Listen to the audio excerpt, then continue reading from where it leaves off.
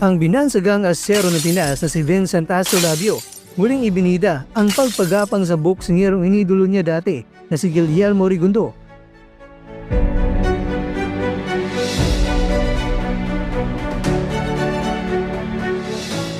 Ang current undisputed super bantamweight world champion na si Naoya Inoue, 8 beses na naging most valuable player sa loob ng 7 taon, ginawa rin muli ng Japan Boxing Commission at Tokyo Sports Press Clubs, pero maaaring mapapalitan si Inoue ni Junto Nakatani kung matalo sa laban. Ito po galing mga kwento ang balitang ibabagi ko sa inyo. Kaya tara, kwentuhan na!